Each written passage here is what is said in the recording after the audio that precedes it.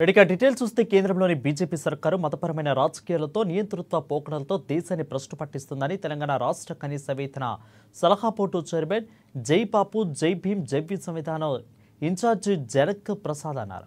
శనివారం ఆదిలాబాద్ పట్టణంలోని కంది శ్రీనివాసరెడ్డి క్యాంపు కార్యాలయం నిర్వహించిన జై బాపు జై భీమ్ జై సంవిధానం జిల్లా సన్నాహక సమావేశానికి ముఖ్య అతిథిగా హాజరయ్యారు. కాంగ్రెస్ స్వాతంత్ర్యం కోసం ఆవిర్భవించిన పార్టీ అయితే బీజేపీ కేవలం మతపరమైన పార్టీ అని అన్నారు. అభివృద్ధిని మర్చి మతాన్ని అడ్డం పెట్టుకుని ఓట్లు అడగడమే నైజంగా దేశాన్ని పాలిస్తున్న పార్టీ అని విమర్శించారు.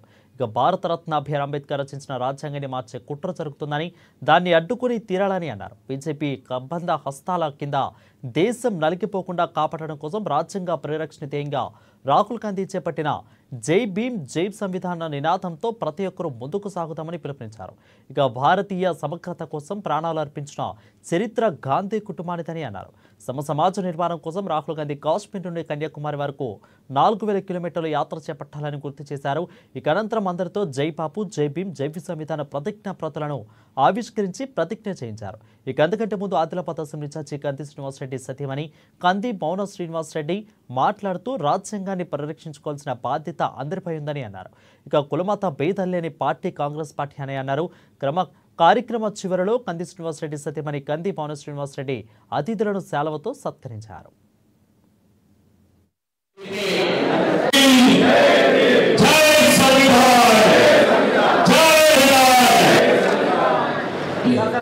ఈరోజు మనం మన రాజ్యాంగం గురించి చేస్తున్న పోరాటం గురించి అందరం ఇక్కడ గ్యాదర్ అయ్యాము. ఇప్పుడు ఈ వీడియో చూస్తుంటే నేను అనుకున్న మాటలన్నీ మర్చిపోయాను, లీనమైపోయి మీరు చూస్తుంటే నా మొహం అంతా అక్కడే పెట్టుంది. అంటే మన రాజ్యాంగంలో మనకి తెలియనివి ఎన్నో ఉన్నాయి. అలాంటి ఒక రాజ్యాంగాన్ని ఇప్పుడు మనకి తెలాంటి రాజ్యాంగాన్ని మనకి తెలియకుండా దాంట్లో ఉన్న కొన్ని క్లాస్ని మార్చడానికి చూస్తున్నారు. మరి ఇప్పుడు మనం ఆలోచిస్తే మరి ప్రతి ఒక్కరికి కుల మత భేదం అంటే ఓన్లీ ఓసీలు కాకుండా బీసీ ఎస్సీ ఎస్టీలందరికీ సమాన హక్కులు ఇంకా రానట్టే. కాబట్టి ప్రతి ఒక్కరికి ఉద్యోగ అవకాశాలు అవి సమానత్వం ఇంకా మొత్తం కాలేదు. కాబట్టి రాజ్యాంగాన్ని మారిస్తే మన దేశంలో ఉన్న వాళ్ళు ఎందరూ నష్టపోతుంటారు. ఇవన్నీ తెలిసి కూడా ఇప్పుడు మనకి దాదాపు 10-15 సంవత్సరాల నుంచి బీజేపీ పార్టీ రూలింగ్లో వచ్చినప్పటి నుండి వాళ్ళు మనకి కాన్స్టిట్యూషన్ మార్చాలి అనే ఒక మాట పైనే ఉన్నారు. అది మారిస్తే పేదవాళ్ళకి ఎంత నష్టం జరుగుతుంది అనేది తెలిసి కూడా వాళ్ళు ఎప్పుడు ఒకటే నినాదం మధ్యలోకి తీసుకొస్తారు. మత కలహాలు అవన్నీ తీసుకొచ్చి నడుమల పెడతారు. మరి మనం స్వాతంత్రం తెచ్చుకోవడానికి ఈ మతాలు కులాలు అన్నీ అడ్డం వచ్చినాయా? ప్రతి ఒక్క కులం నుండి ప్రతి ఒక్క మతం నుండి ప్రతి ఒక్కరం పోరాడితేనే మనకు అప్పుడు ఆ స్వాతంత్రం వచ్చింది. హిందువే కానీ ముస్లిమే కానీ క్రిస్టియనే కానీ బుద్ధిస్టే కానీ ప్రతి ఒక్కరు పోరాడిరు. అప్పుడు అందరం కలిసి కష్టపడి తెచ్చుకున్నాం మన దేశానికి స్వాతంత్రం. కాబట్టి ఇప్పుడు మనం మీ మతం వాళ్ళొద్దు, ఇది హిందుస్థాన్ అట్లాంటి మాటలు లేకుండా మనం అందరం ఇప్పుడు రేపు ఉగాది ఉంది, అందరం కలిసి మనం వాళ్ళకి ముస్లిమ్స్కి కానీ క్రిస్టియన్స్కి కానీ ఉగాది పచ్చడి ఇస్తాము. ఎల్లుండి రంజాన్ ఉంది, వాళ్ళు మనకి ఖీర్ ఇస్తారు, బిర్యానీ ఇస్తారు. నేను నిన్న కూడా అంటే మనకు అలాంటి కుల మత భేదాలు లేకుండా అందరం కలిసి ఉండే దేశమే మన దేశం.